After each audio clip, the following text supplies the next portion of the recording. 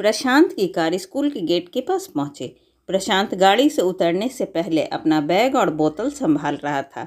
तभी गाड़ी के बाहर एक भिखारिन गोद में बच्चा लिए आकर खड़ी हो गई और शीशे पर खटखट करने लगी। प्रशांत को बहुत गुस्सा आया। वह गाड़ी से उतरा और बोला, अरे गाड़ी रुकी नहीं कि तुम लोग मांगने आ जाते हो? शर्म नहीं आती? भिखारिन ने कहा, बेटा कल से कुछ नहीं खाया है, कुछ पैसे दे दो, बच्चा भी भूखा है। प्रशांत ने फटकारते हुए कहा, चल भाग यहाँ से, मुझे वैसे ही देर हो रही है। तभी पास में खड़ा उसका दोस्त सोनू बोला, ये लो मेरा लंच, तुम खा लेना और ये पैसे भी रख लो, बच्चे के लिए दूध खरीद लेना। सोनू को देखकर प्रशांत थोड़ा सा झेप जाता है। वह भिखारिन खाना और पैसे लेकर दुआएं देकर चली गई। प्रशांत ने कहा, यार तू क्यों इन लोगों को सर पर चढ़ा लेता है? तुझे पता भी है कल से रोज तेरे पीछे पड़ जाएगी। वैसे अब तू खाएगा क्या? खाना और पैसे तो तूने उसे दे दिए। सोनू बोला, हम जिस लायक हैं हमें औरों की मदद करनी चाहिए। आज का लंच तेरे टिफ़िन में से खा लूँगा, क्यों नहीं खिलाएगा क्या? यह सुनकर प्रशांत जोर से हंस पड़ा। उसे देखकर सोनू भी हंस पड़ा। फिर दोनों अपनी क्लास की ओर बढ़ गए। अगले दिन से सोनू ज़्यादा खाना लाने लगा और उस भिखारिन को देने लगा। प्रशांत को यह सब पसंद नहीं था। एक दिन उसने सोनू से फिर बात की, यार तेरे पास पैसे फालतू हैं क्या जो इन लोगों पर लुटाता रहता है? सोनू बोला, मेरे पास तो इतने पैसे नहीं हैं, लेकिन अच्छे काम के लिए कभी पीछे नहीं हटना चाहिए। मैंने अपनी माँ को सारी बात बताई, अब वो उसके लिए अलग से खाना बना देती है, साथ ही बच्चे के लिए भी कुछ न कुछ भेज देती है। अब तो इनसे एक रिश्ता सा हो गया है। मेरी बात मान, एक बार तू भी किसी की मदद करके देख, तुझे कितना मज़ा आएगा। प्रशांत कहता है, मेरे पापा कहते हैं कि हमारी मेहनत का पैसा हम किसी पर क्या लुटाएं। मेरे परिवार में कोई भी दान वगैरह नहीं करता है, और अगर करता भी है तो टैक्स बचाने के लिए। सोनू हंसकर जवाब देता है, ठीक है, अपनी अपनी सोच है, हम क्या कर सकते हैं।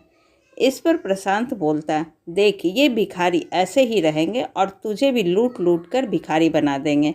मेरे पास तो पैसे की कभी कमी नहीं होगी, पर तेरा भविष्य मुझे खतरे में दिखाई दे रहा है। सोनू कहता है, एक काम करते हैं, कॉलेज ख़त्म होने के बाद एक बार यहीं मिलने आएंगे, फिर बताएंगे कि कौन कहाँ तक पहुँचा। प्रशांत सोनू से मिलने का वादा कर लेता है। कुछ ही सालों में दोनों दोस्त अलग अलग कॉलेज में एडमिशन ले लेते हैं और अपनी पढ़ाई में लग जाते हैं। कॉलेज के बाद दोनों बिछड़ जाते हैं। एक दिन प्रशांत अपने स्कूल के सामने से गुजर रहा था। तभी उसने देखा कि स्कूल के पास ही एक छोटी सी दुकान है, बच्चों के खाने पीने का सामान बेचने की। उस पर एक छोटा सा लड़का और उसकी माँ बैठे थे। प्रशांत पहचान गया कि ये तो वही भिखारिन है जिसे सोनू अक्सर पैसे दिया करता था। उन्हें देखकर उसे सोनू की याद आ गई, लेकिन वह उसे कहाँ ढूंढे। कुछ ही देर में वो अपने ऑफिस पहुंच जाता है। ऑफिस में उसका मैनेजर प्रशांत से मीटिंग करता है। सर, आपके पापा के जाने के बाद पूरा बिजनेस ही बैठ गया। एक गलत साइट पर बिल्डिंग बनाकर सारा पैसा डूब गया। अब एक प्रोजेक्ट है, अगर यह हमें मिल जाए तो काम बन सकता है, वरना 2 महीने में कंपनी और घर दोनों नीलाम हो जाएंगे। प्रशांत बोला, मैं जानता हूँ, पता नहीं किसकी नज़र लग गई हमारे बिजनेस को। आप उस प्रोजेक्ट की डिटेल मुझे भेज दो। कल उस नए इंजीनियर से मैं खुद मिलकर उसे प्लान समझाता हूँ। हमें किसी भी कीमत पर ये प्रोजेक्ट लेना ही पड़ेगा।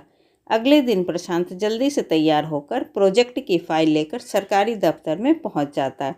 वहाँ वह इंतज़ार करने के बाद इंजीनियर के केबिन में पहुँचता है।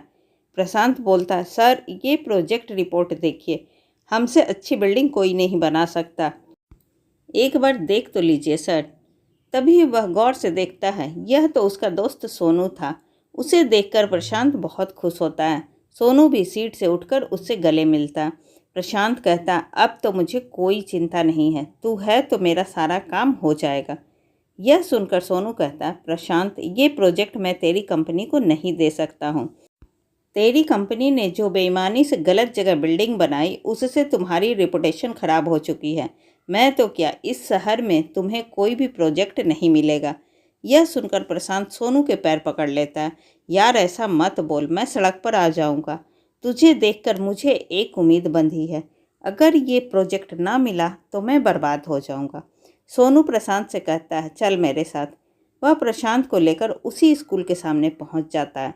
वहां जाकर सोनू कहता है, पहचानता है इस औरत को जिससे तूने कभी भीख नहीं दी, हमेशा फटकार देता था। मैंने इसकी थोड़ी सी मदद की और आज ये दुकान पर सामान बेचकर अपनी रोजी रोटी चला रही है। कोई मजबूरी में भीख मांगता है तो हमें उसका मजाक नहीं उड़ाना चाहिए। आज देख, भीख तो तू भी मुझसे मांग रहा है, इसमें और तुझ में क्या फ़र्क रह गया। मैं तुझे नीचा नहीं दिखा रहा, लेकिन तूने सिर्फ पैसा कमाया, दुआ नहीं। आज वह भी तेरे पास नहीं है।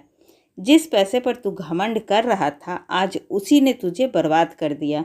यह सुनकर प्रशांत की आंखों से आंसू बहने लगे। वह बोला, हाँ, तू ठीक कह रहा है।